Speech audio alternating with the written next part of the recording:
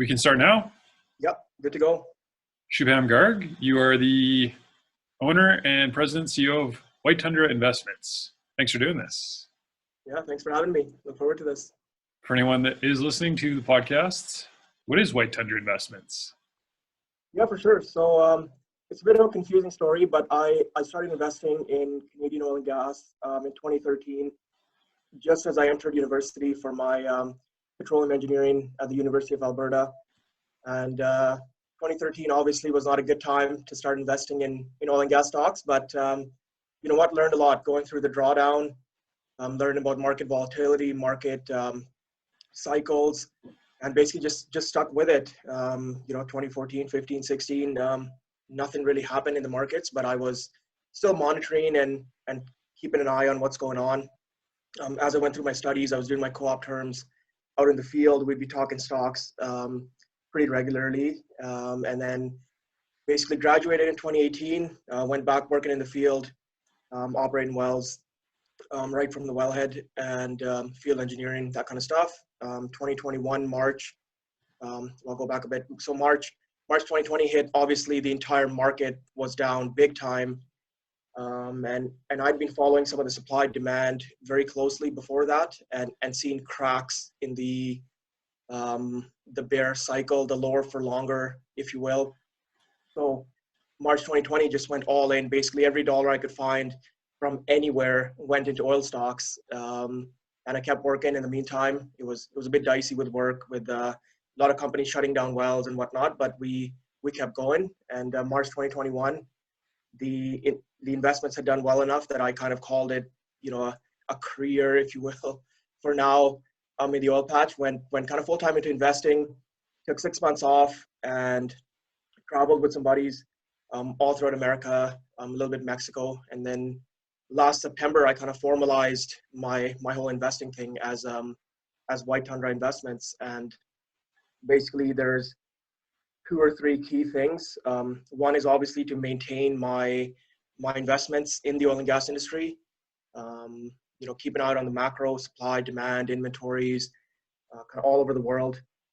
And the second kind of goal to this was to get the word out, to really, I think the energy industry has done a poor job with getting the message out as to what they do, how they do things, what actually goes on in the field.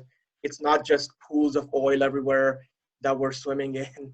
There's a lot more nuances to the industry. So kind of sharing what I've learned from the field I do these weekly or bi-weekly webinars, going through the macro or going through a certain part of the industry, going through company valuations. So kind of doing that. And then at the same time, being more involved in the private equity space. So the oil and gas side has not had good support from the banks and the private equity firms over the last couple of years, maybe 5, 6, 7 years. So, I think there's almost an opportunity here where young people, or whoever is interested, can actually go and access opportunities that previously would have been taken over by private equity firms or the banks, etc. So, finding really good valuations and kind of sharing that within my team, I guess. And then we choose to make strategic investments in certain wells or certain companies that are very small, juniors, and just have no access to capital, and kind of help them grow and prove out these fields, and then hopefully make money for everyone and provide energy. I think I read on your websites, and your first stock picks started to appear in about 2020. I think one of the first write-ups you had was on Crew Energy. So at the time it was 20 cents. Now it's $3 or $4. Are you a millionaire now from that one, or is it? How's your bank account doing after that one? Good. It's been doing really well. I think Crew was one that I sold a bit too early. Okay. I think that was one that just didn't have the eyes on it. A lot of funds, even in 2020, were focusing on the, at least 100 million plus, whereas Crew was out there sitting at I can't remember what it was exactly, but like a $60 million market cap. And I'm talking to people trying to tell them about the Crew story, and they say, get this out of here. Like this, you want me to buy this in a market collapse? Are you crazy? So it was definitely an uphill battle trying to share my portfolio and my picks, if you will. But I think that's done really well. It's got a few very strong advocates for it on Twitter. It's got one of the strongest board of directors out there. Very, very strong acreage. And, the interesting part about this oil bull run is that I'm probably more comfortable buying crude today at $4.50, $5 than I was back then at 20 cents. So even though the stock is up 1,500%, the market and the cycle is just so much clearer. We have the data on what shale's doing. We have the data on OPEC. We have the data on these companies themselves. And they continue to trade at historic discounts with, pricing that we haven't seen basically forever if we look at it in a Canadian dollar perspective. So, for me, it's a great place to be because not only have I been able to capture the bull run in a sense, but for me now, when I'm sharing these names, when I'm sharing my information, I don't feel like, look, I've taken advantage of these names and now I'm selling something. They're actually cheaper now on a free cash flow basis or a net asset value basis, which is what I use for my valuations, than they were throughout 2020 and 2021. So definitely a great place to be for sure. How'd you get into energy and engineering in the first place? Why energy way back when you were in school? Yeah, for sure. So I think part of it had to do, my dad's always been in oil and gas. When he used to work in India, in Kuwait, and then in Calgary, he's been more on the downstream side, but still, related to oil and gas. So I've always had that kind of exposure to me within our family friend kind of circle. And then, 2012, 2013, I was trying to decide what to do. And then I've always been, I think, an adventurer and explorer kind of person. And for me, oil was just like, look, we can go out there in the wilderness and we can drill oil wells, and there's no one out there except grizzly bears and cougars and lynx. We're out there getting this massive drilling rig there. We drill oil and we produce oil. Like isn't that the most crazy adventure really that you can go on? And the chance of success is obviously not 100%, right? You're putting millions of dollars on the line to kind of go through this exercise. So, excuse me. So yeah, I've always been interested in that. And then, ever since I went to university, I just found myself, I would wake up and instead of checking my Facebook notifications, I would check the price of oil. I would check how many rigs are running, et cetera, et cetera. And I just knew this is the place for me. It's really my passion. And, I think that's even more obvious now because I don't get paid for it. And I'm still in the oil and gas, industry. Really is all I focus on. So, yeah, I love every second of it. And I think the fact that there's so much misinformation about it also kind of keeps me going, where, I think people don't understand oil and gas or energy at all. Like they just think, you go to the gasoline pump and when gasoline comes out and, XYZ company is selling gasoline at this price, that's literally all they care about.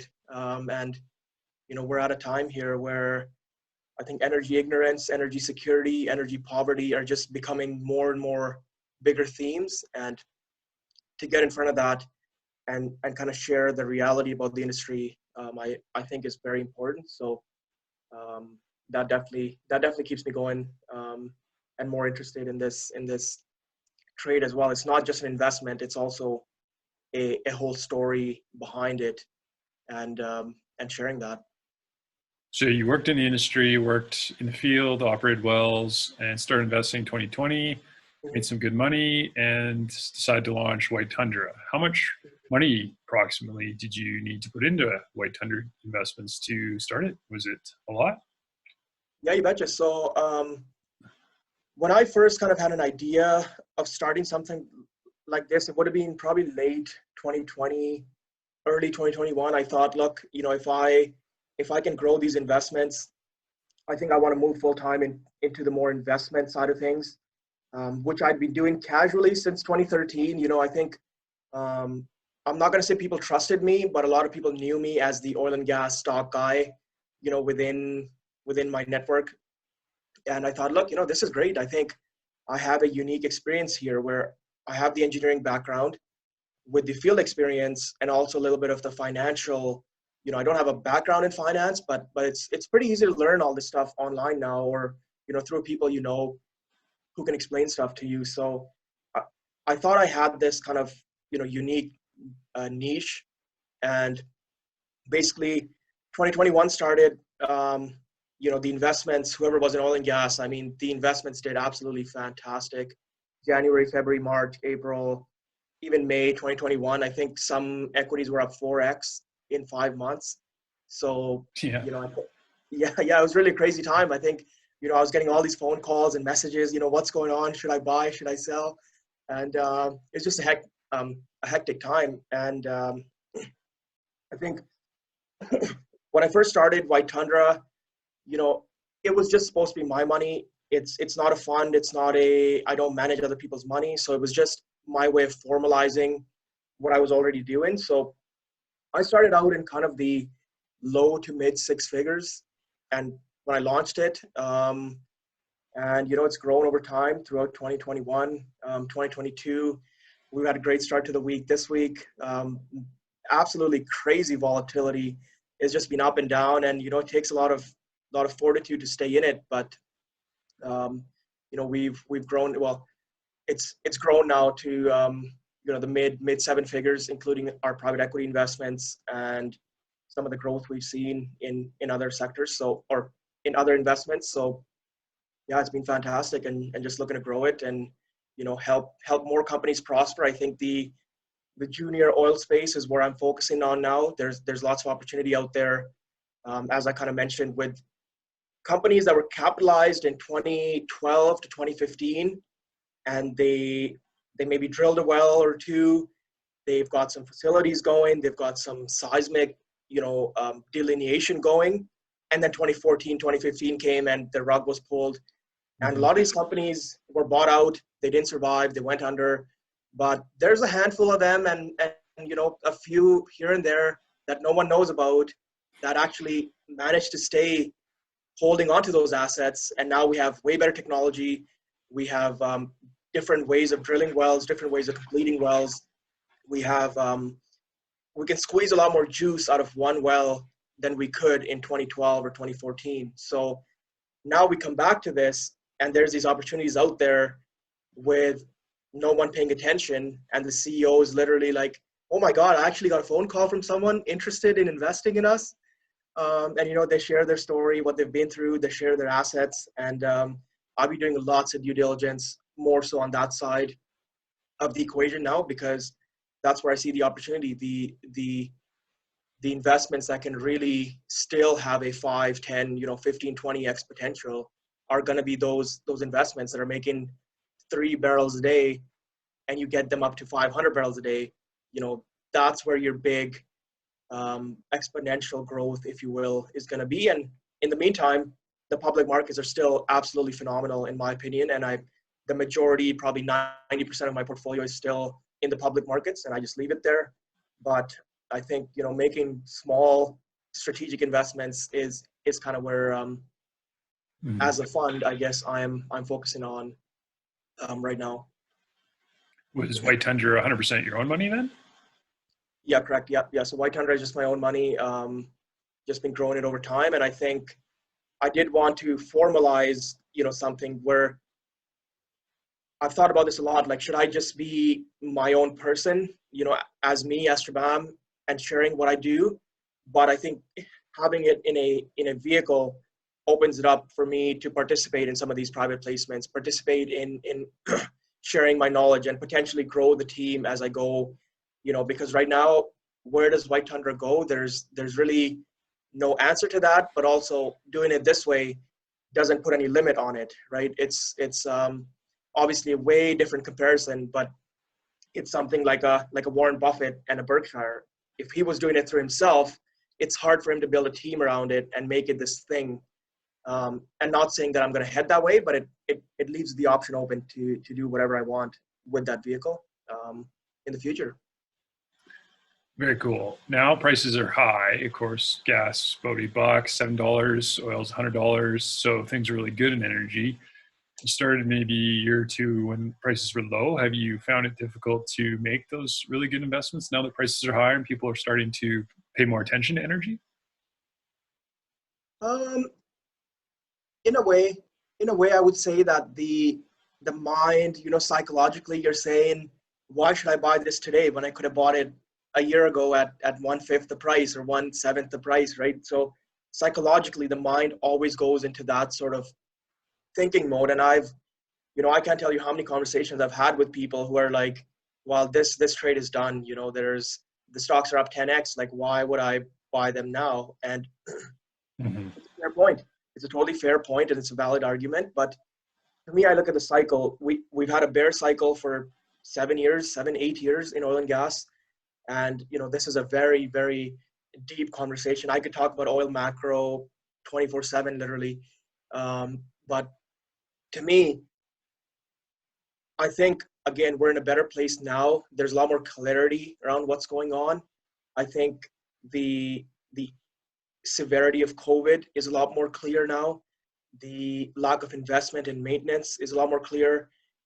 So US shale has been the big growth factor for the last 7 years, and it's very clear now that that's probably no longer going to be the case, unless something goes crazy and they come up with a new technological innovation. Shale is pretty much plateaued, and we see OPEC struggling. We see other countries struggling to raise production. We see a change in the mindset. Previously, higher oil prices cured higher oil prices. As the prices went higher, companies would start jamming investment and bring up supply to meet demand. And that's no longer the case. The companies say, nope, you've been calling us polluters and liars, and oil is dead for the last 5-6 years. We've been struggling here, looking for ways to keep going, provide the world with energy for their quality of life. And you've been telling us, no, screw you guys. Yeah, EVs and solar is the next big thing. And you know what? We need every kind of energy. Right now, every kind of energy is in a shortfall, whether it's oil, whether it's gas, coal, solar, wind, nuclear. We need energy in all its forms. And, not just energy, but commodities as well. So it's just the whole cycle is all, setting up for this phase of higher pricing. And for me, I think I've had to do a lot more work on finding investments, especially if I'm looking for those home run hits. Whereas, 18 months ago, I could buy whatever. And I knew, okay, if the macro goes as I think it will, all of them are really going to make money. Whereas now I'm really having to focus on what I'm buying, because as we go forward, I think it's going to be important. Are investors preferring companies with huge dividends? Are they preferring companies that have this little growth wedge built in? Are they preferring companies that are doing acquisitions right before the cycle gets really, really hot?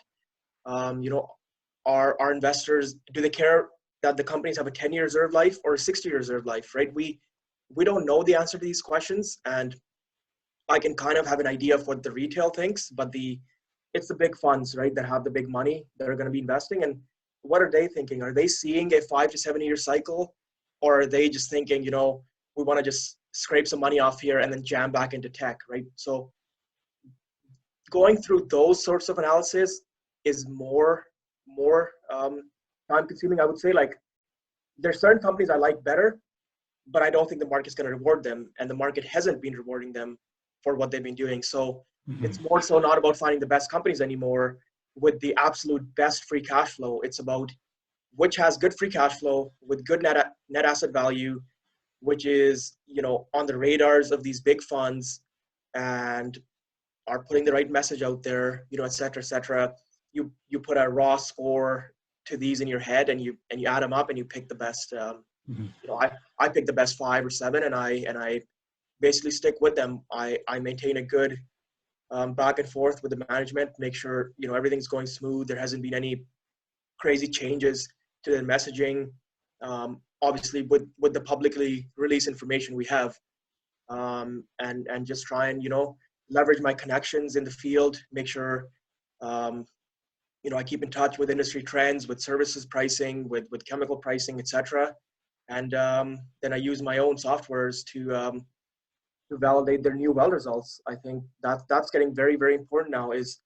Are these companies actually top tier acreage? Are they giving you the top tier well results? Because if they're not, they're falling behind, and that's just the reality of it going forward. In in 2010 to 15, a lot of companies got fooled into buying random junk acreage that was marketed as really, really good wells. Well, in the last 5 years, everything's become transparent. I know exactly what each well is doing in an easy to read, user-friendly format. And I can tell who's lying to me and who's actually producing the best wells. It sounds strange to say it, but the oil industry has come a long way in terms of data, the transparency of data in the last 5 to 7 years.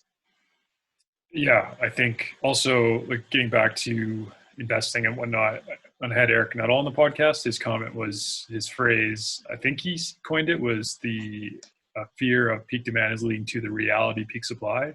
So I'm sure you're experiencing that in some cases where the companies just aren't being rewarded for good cash flows.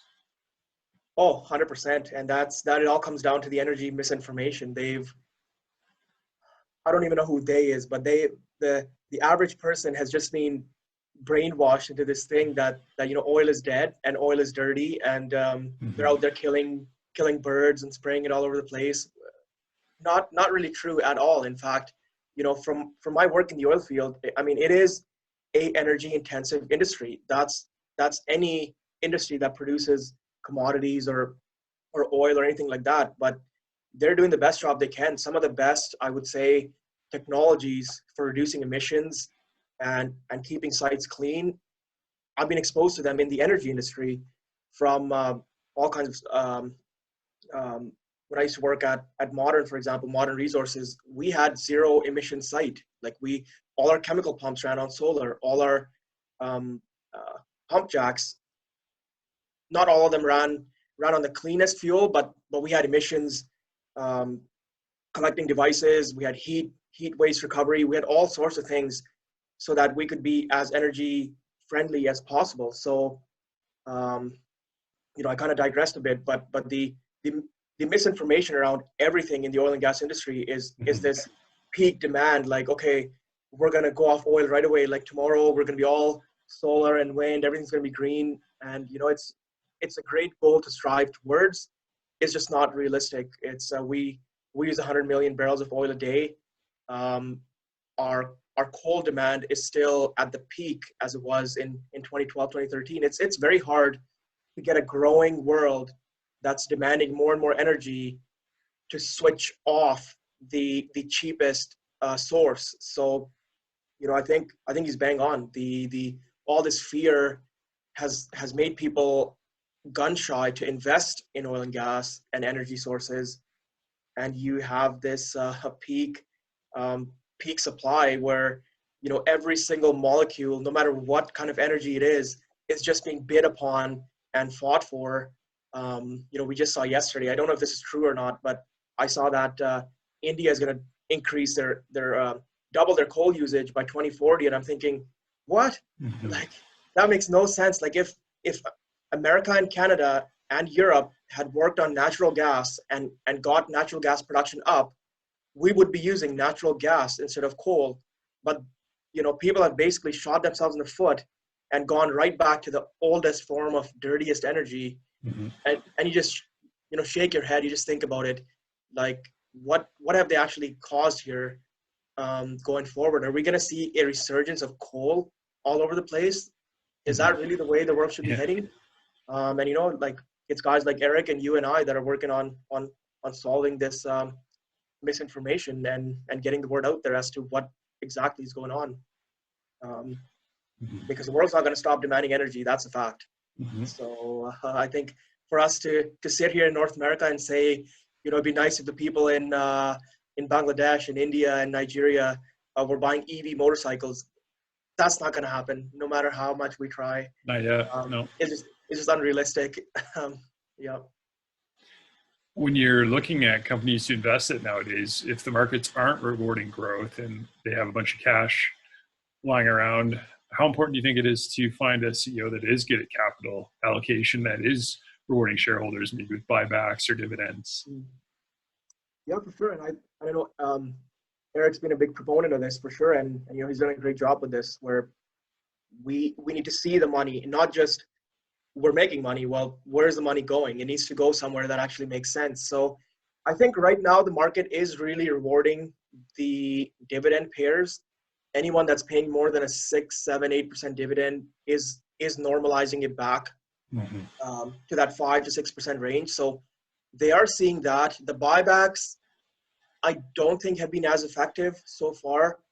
I don't really know why, but I think the buybacks do need to be cranked up. The pace of them, 10% a year sounds like a lot, but when you've got so many people hating the sector and not really interested, you've got people from 2014, 2010 who've got shares that are unloading these shares on the market. You've got big funds with ESG mandates that are unloading shares. The companies really need to be more aggressive, I think, on the buybacks. But you know what?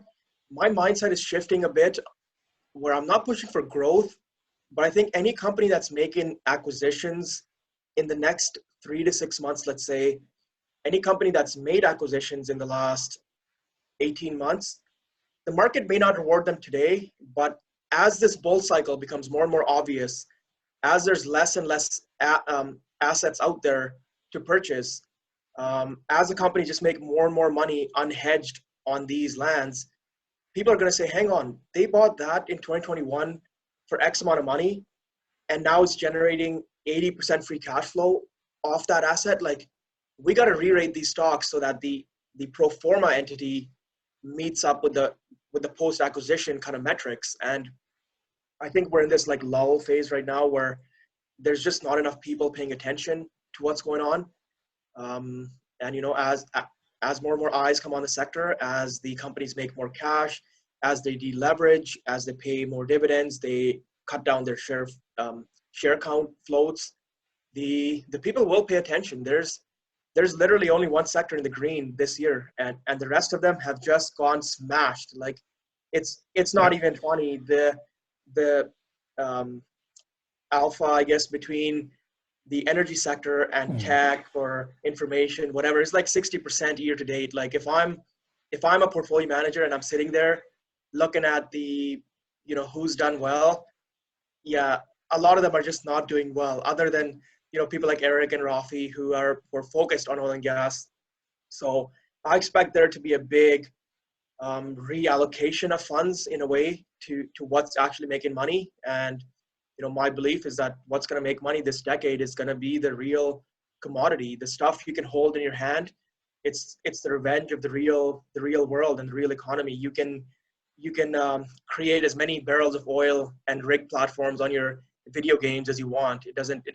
That's not how it works in the real world. Like, you can't just fast forward 10 years and all of a sudden your Sim City is working again, right? That's not how it works. And then these are big investments. These mines and oil and gas, sites are billions of dollars, and no one's funding them. So I think, for sure, it's going to be interesting going forward which companies get rewarded. But my positioning is slowly moving to companies which have not gotten the benefit of the doubt from their huge dividends or anything like that, and are going to be more of a cash producers. They're going to, maybe one of them comes out and says, look, we're going to issue a substantial issuer buyback and cancel 10% of the shares today. And then they do that again in Q4, right? So you get this compounding impact that no one's really paying attention to. But I think those companies end up doing the best going forward. But, I think there's going to come a time in the next 12, 18, 24 months where companies are going to be making so much cash that they're going to be buying back 10% of stock, paying a 8 to 10% dividend, plus, maybe they have this growth wedge, like 30 to 40% free cash flow yields. That's not what companies should trade at, especially in a commodity that's in short supply. But, we just need patience. The markets are very slow. People have PTSD from investing in oil stocks. They don't understand oil really, and they don't care to, because none of their friends or their coworkers or their families are in oil stocks. So, they'd rather talk about Apple and Netflix and AMC and all this all day long, compared to oil. You're an engineer by training, very technical. You understand how wells work and how the wells produce. When you're evaluating companies, do you lean more towards the technical side, or do you value, like we were saying, the capital allocation skills of the management team? How do you kind of weigh those two factors? Yeah, great question. Awesome. I think for me, the first one is capital allocation. The free cash flow has to be there. No matter what kind of company you are, if you're not generating the free cash flow out of your assets, it doesn't matter if your wells are going to be the best of the best. It's not going to move the needle that much. So I do look for really good free cash flow yields. I look for the net asset value is something I'm more and more looking at, because we've seen some recent transactions where the land value and the undeveloped land value has gotten way more money for it than one would think last year. So there's definitely been a step change in that. And then on the well side, what I basically use the wells for is two things. So one is technological changes. So any step changes like we've seen in the Clearwater with the multi-leg horizontal drilling, that technology doesn't just work in the Clearwater. It works in many, many places, but which companies are aggressively going after that and which are having success? I think that is where I can see, okay, if a company owns a whole bunch of land and they prove that this new technology is working better, it's not just that one well that it applies to. It applies to their, potentially a large part of their field. So companies like that, I'm really, really attracted to, and I really focus on monitoring those well results and the corresponding well results. And then the other thing I try and track is consistency. There's companies out there that are, have one or two good wells in the top 10 monthly sheet, and then they just disappear. So, that could mean two things. That could mean that one well was in a certain land area that maybe they should be focused on. Or it could just mean they hit a really good well in a overpressured part of the reservoir that's not likely to repeat. So the wells portion is more just to solidify my investments, that once I've picked 5 or 7 or 10 names, which ones are giving me not only the free cash flow yield, but have this like extra lottery ticket baked in there. And it doesn't even have to be, the wells don't even have to be good. They just have to be something that I'm getting thrown in for free. So, there's producers out there. There's one I'm invested in that has almost a free option on an offshore drill in the North Sea. Well, if I'm getting that for free and they actually hit oil, that could be worth 20, 30, 40% of the company's value just by hitting oil. It doesn't even have to be an awesome, massive well. It just has to hit oil. So, if I can get these asymmetric risk reward investments, I'll probably take them all day long. And that's just how it is. I think the way I invest is if I can get 10 times the reward and I'm taking on 3 times the risk, I will still make that investment. It's not about minimizing risk. It's about how asymmetric can my risk reward be? Does the upside justify any potential downside I'm taking? And the wells play a big portion of that, where I think with the wells, I can clarify what my upside is a lot better, especially as the results coming in, as I follow these wells and their decline rates, their gas oil ratios.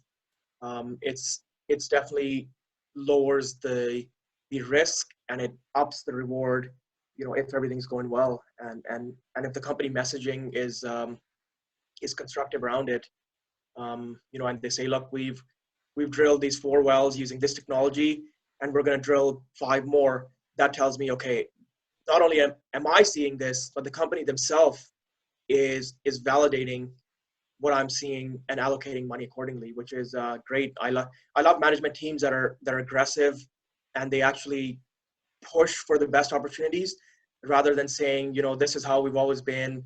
We're going to be very conservative and we're not going to, be very out there about it. We're not going to share the news. I'd rather companies that are actually sharing what's going on and they can pivot their management style. They can pivot the company's, mantra if they can hit something really good on one of their fields. And so long answer to a short question. When I had Eric Nuttall on the podcast again, I asked him the same sort of question, and his response was the first one was people, trust in management. White Tundra may not be at stage where you're directly involved with management? Maybe you are, I'm not sure, but I think having trust in management is one of the biggest things. Have you kind of found that when you're looking at track records and whatnot, that you need to understand the management and their capabilities? Yeah, so that's an interesting one for sure. I think for me, it's not as important. Like I would obviously like there to be a strong management team, and I do focus on it. I try and touch base with the management, try and figure out, where their heads at, what they think about the macro, where the company's kind of going forward. But to me, I'm not going to overpay for strong management either. What we saw in 2021 was companies with strong management teams, and even today, I would say, are getting priced at a 40, 50, 60% premium to the market. And like, I'm talking the top of the top management teams, the ones that people would focus on as a top decile. Mm-hmm. Those companies are definitely getting a premium on it. And I don't see there being as much downside.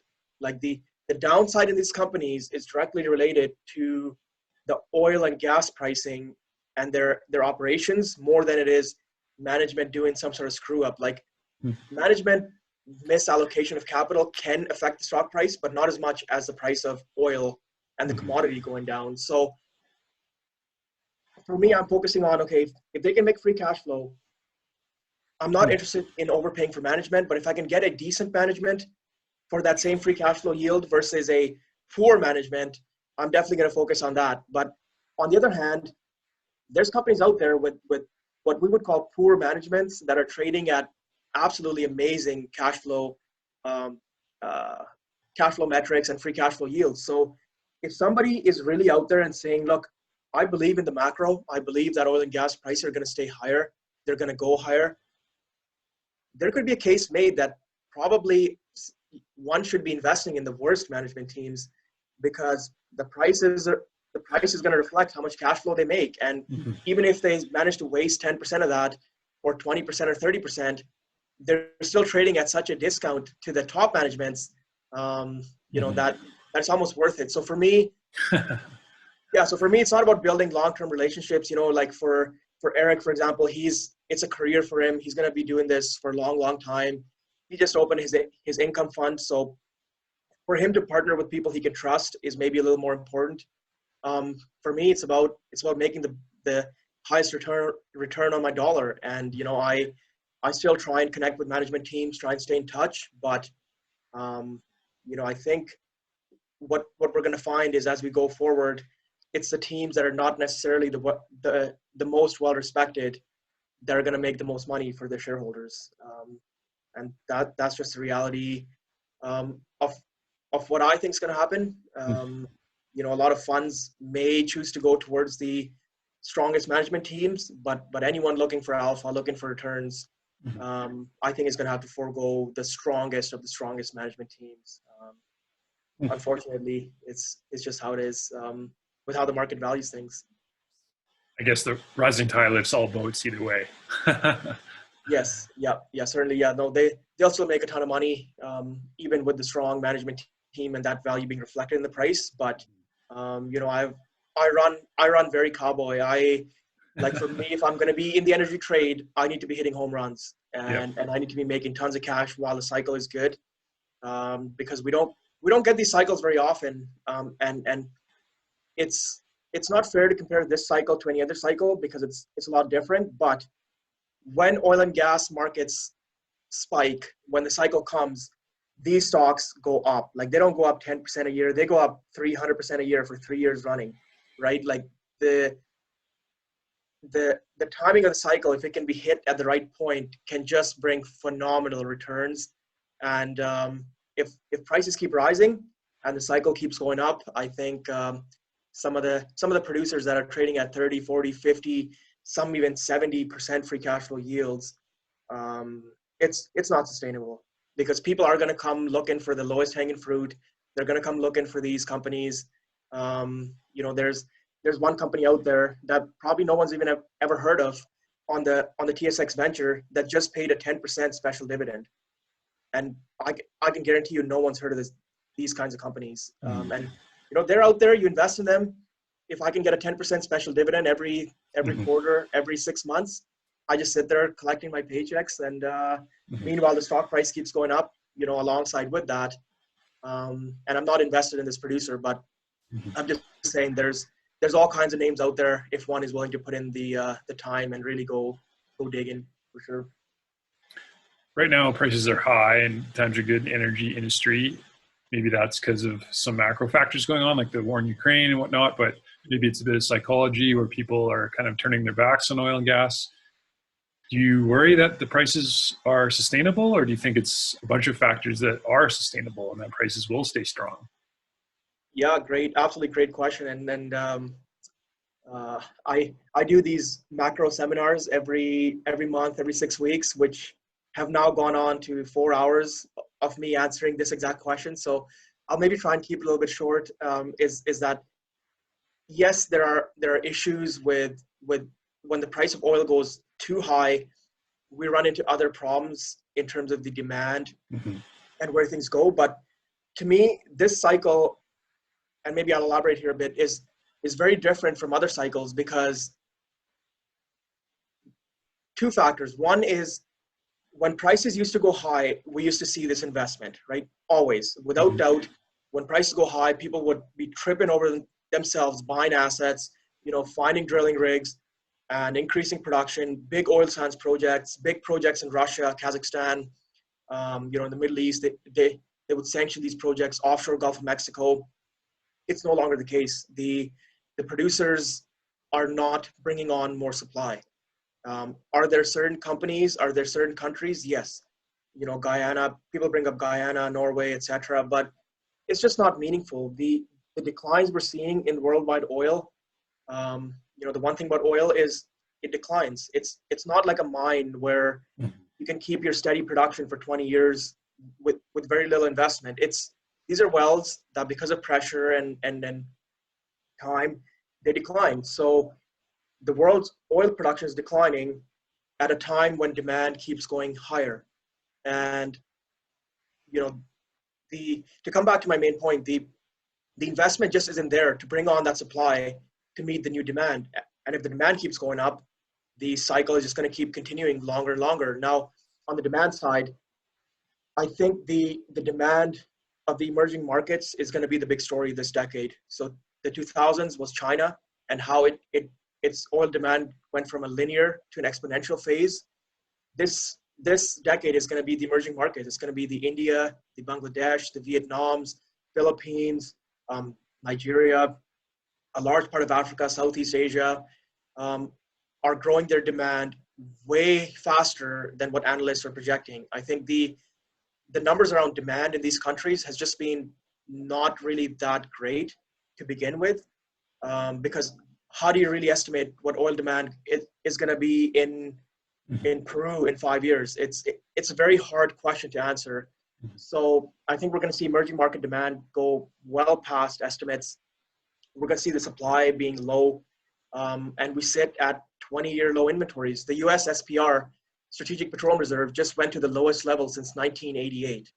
So our little savings account, our little piggy bank that we had built up is now, we keep pulling coins from it and it's sitting very, very low. So, you put all these things together, and it's as simple as supply's going down, demand's going up.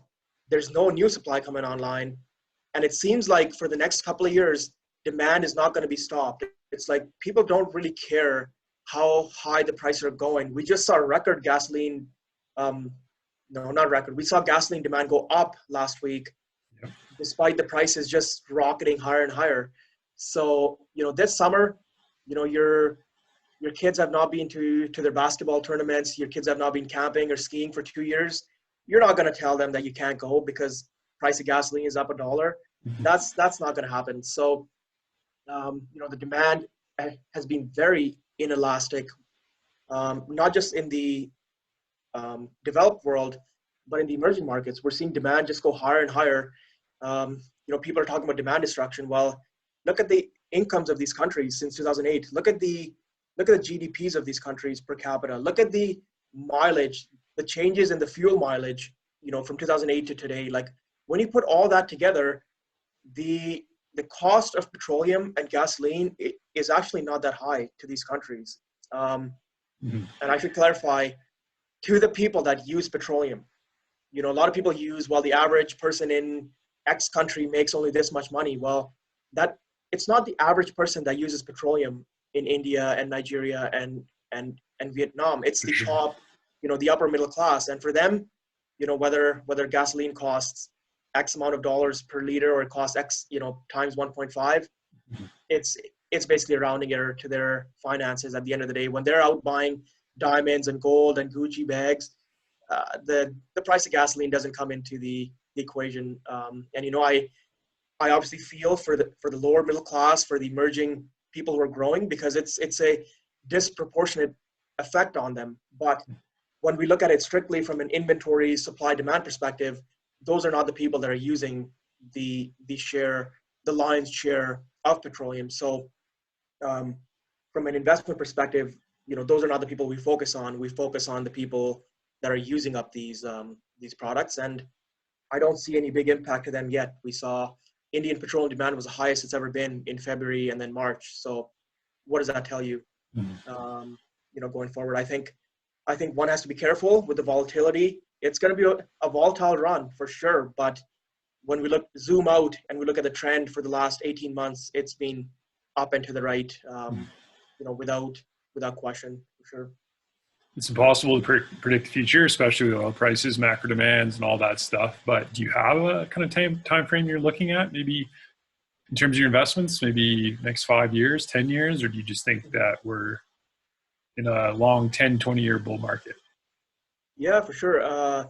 Probably the question I get the most is what's your exit strategy? You know, what's going to be the end of this? So I think it's going to be each person's own investment time frame and their risk tolerance. You know, for me, like I mentioned, I'm in this trade not just because I know oil and gas and I love oil and gas, but because I'm here to hit home runs. Yeah. And there will come a point where, let's say oil prices keep going higher, you know, 130, 140, and let's say the price of equities double from here till the end of the year. Just throwing a scenario out there.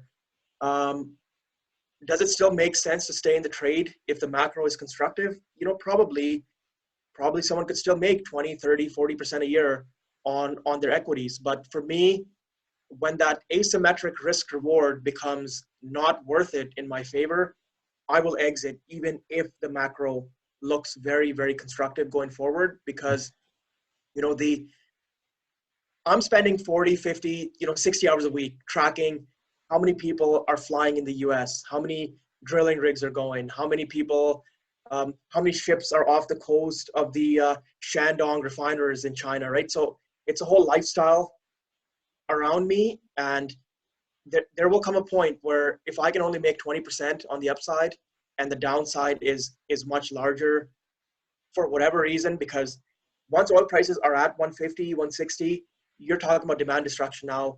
You're talking about maybe the supply chain gets fixed. That's causing some of the issues with supply.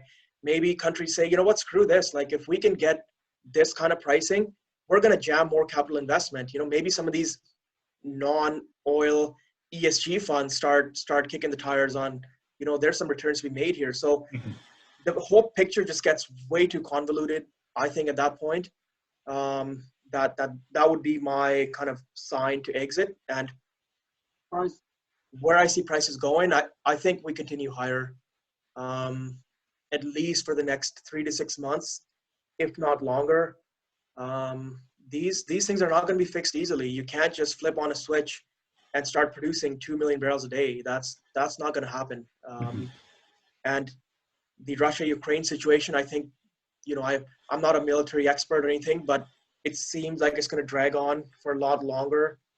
And you know, I've kind of spoken about this before, but we've gotten used to an era of low geopolitical risk where the geopolitical premium has just been taken out of the price of oil over the last 5, 6, 7 years, because, hey, if there's an issue in Saudi Arabia, shale will just bring on 500,000 barrels in 3 months or 6 months and life is good. Well, we no longer have that insurance policy.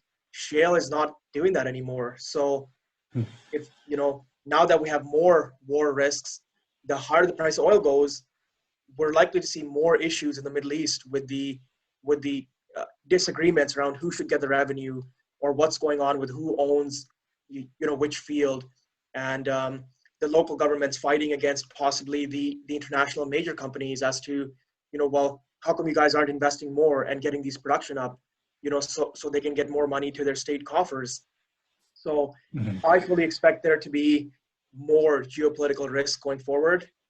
It's not going to be solved. I think, again, we North America are used to the whole peaceful world thing. The world doesn't work that way. We've been very lucky to be in a relatively peaceful, 15, 20 years, if you will.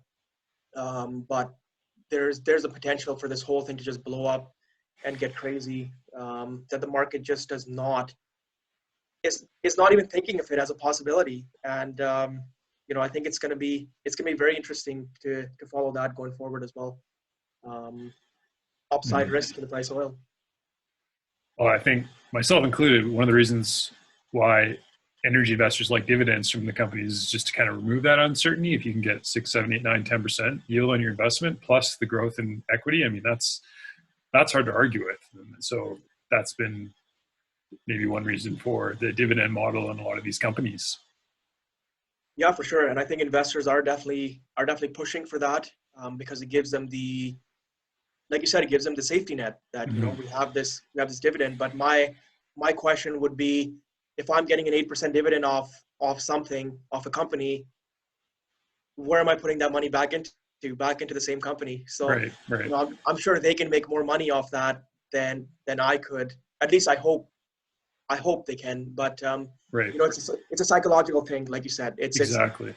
If the company's saying they can give it out, that means they're going to produce that much free cash flow for sure. Going forward. So I definitely see your point as well. And I don't think most people are as knowledgeable as you are in terms of energy investing and whatnot. So if you can get 8, 9, 10% yield, you don't have to worry about it. You don't maybe have to think about what the company could be doing better. It's a great option for the investor. But certainly, yeah. So in terms of investing in the energy markets, where are you seeing the best opportunities these days? Is it oil weighted? Is it gas weighted? Is it the good capital allocators? Is it the growth companies, US, Canada? Do you have kind of a checklist? Yeah, for sure. So I only invest in Canadian companies to begin with mostly Canadian assets. But I'm open to looking at other stuff, but usually don't find that I know enough about it, that I'm just not comfortable with investing other places. But within Canada, I think these days I'm focused on 2 different kind of tranches of companies. The one is the heavy oil conventional plays. I think inflation is going to have a huge impact on these high decline unconventional shale wells, along with dropping productivity as well, which we see in the Permian. We saw that in the Bakken. We saw that in the Eagle Ford. We're going to see it in the Montney and the Duvernay. It's just how geology works. You can't produce more out of the rock. The rock is the rock. So I'm focused on these high quality, heavy, light to heavy, medium oil, conventional oil plays that have lots of inventory and are in the best reservoirs out there. So the best ones, we're talking about the Clearwater.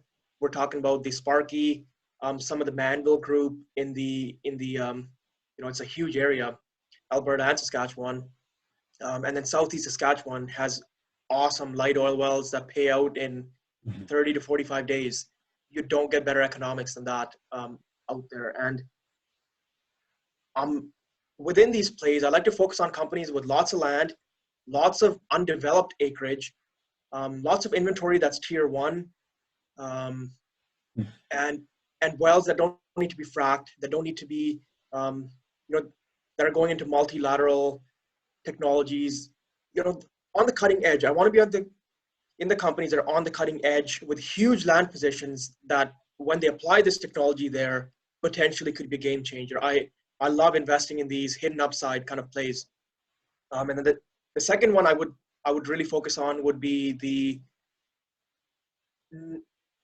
Montney / Northeast BC areas that haven't been exploited as much. So names in there that have lots of land again, that have lots of growth potential, that have processing facilities and pipelines pre-built so that I, as an investor, am not spending that money now. It's already been spent. I like companies, with that condensate, NGL, which is your propanes and butanes, and natural gas exposure, because you have three commodities that are in a perpetual undersupply. So that sounds like the win-win-win to me. So between these two, it's kind of where I focus my money on. And then I've got some of the large oil sands producers with 50 years of reserves. I think those are great because there's no exploration risk. It's already been proved. And then along with that, my new focus is the junior oil companies with 100 barrels of production or 500 barrels of production. And I don't share these names for a reason, because there's a lot of risk involved with investing in names like this. And, sometimes people just don't really care. They just invest in names because it's in the oil trade without understanding what they're invested in. So I try and stay away from too publicly talking about these names, but I am doing lots of due diligence right now on names like this, where I see a geologic phenomena, or they own X amount of equipment and assets, and their market cap is less than that. Names like this where they can drill one well and they can 3x production or 4x their company production. Names like this are coming to me. I'm not really looking for them, but I get emails now like, hey, why don't you look at this and meet with management and see what you think? And I said, sure, why not?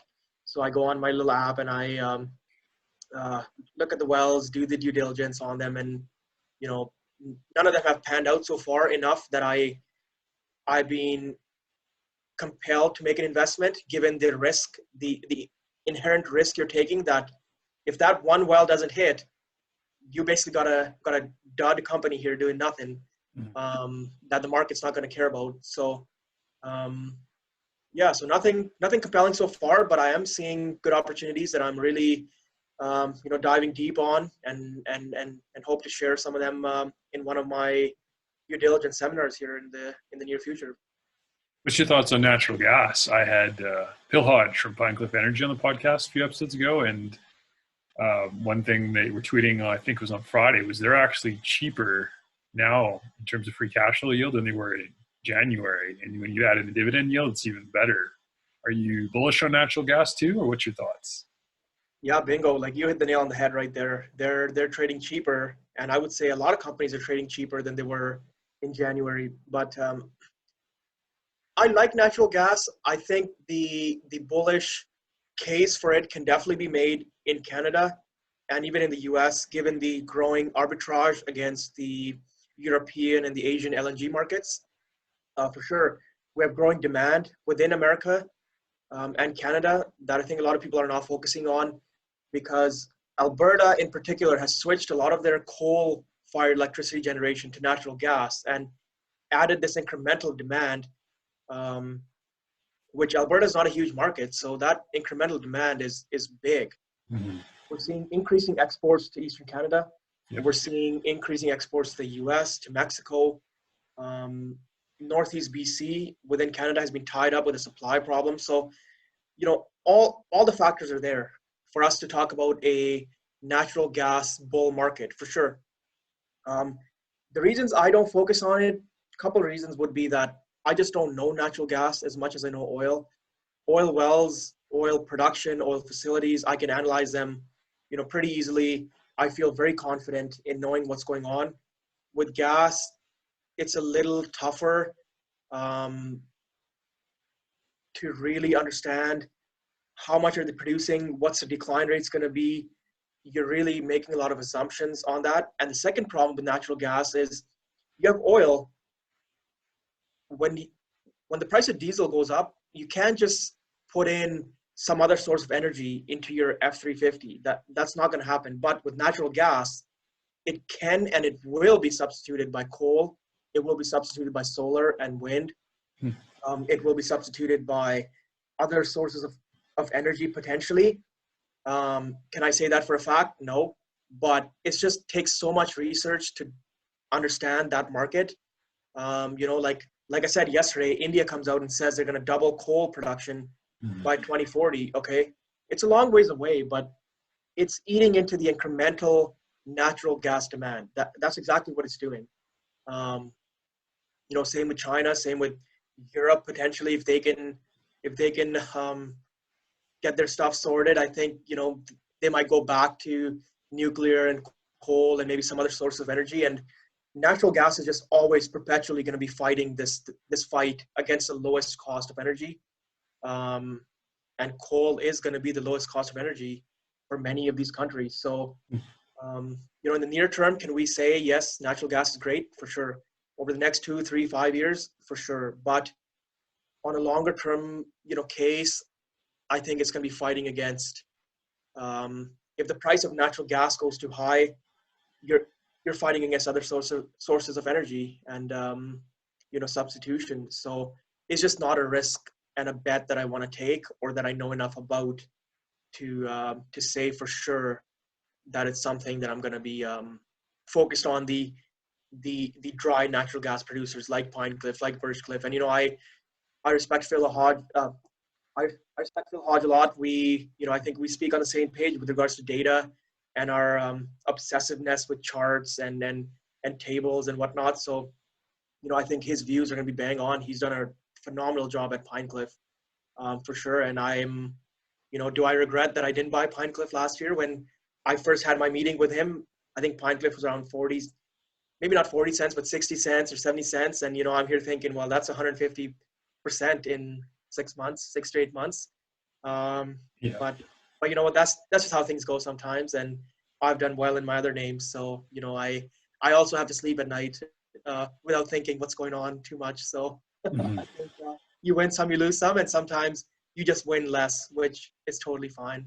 I think in Phil's case, he was actually what stuck out to me was the fact that he reads Berkshire Hathaway reports and the Intelligent Investor, and I don't know many people who read that stuff in general, let alone someone running an energy company. So that was a case of I think where you kind of put the value in good management. Yeah, 100%. I think when Phil sends his emails out, his quarterly newsletters, I'm always reading because I know there's gonna be some chart in there or some table in there that's just gonna blow my mind and be like, wow, really? The Bullish case is that obvious. No, for sure, we have great chats, and we actually have Phil Hodge coming on a Twitter Space here shortly. So I look forward to more conversations with him and other great managements around the industry. A lot of them. It's just great to chat with them and get their views and what they've been through. I love hearing their stories about the redemption story from the 2014 lows to the COVID lows, and they were basically sitting there getting kicked and beaten, and now they're out there coming up, climbing the mountain and having their little comeback, if you will. It's their time in the sun. Yeah, we don't get it often in the oil industry, but when we do, we definitely make a lot of money and have a lot of fun with it. Sure. Well, that's a great conversation. For anyone that is listening, they can check out White Tundra Investments, and also you guys do, is it Twitter Spaces that you host for people that want to learn more? Yeah, oh yeah, for sure. Like we got, it's not just me, but within the people on Twitter, the little community we have, we basically have Twitter Spaces around the regular conversations around the industry, the pricing. We have energy CEOs on to share their quarterly results and Q&A sessions. So it's just been a great momentum that's been building.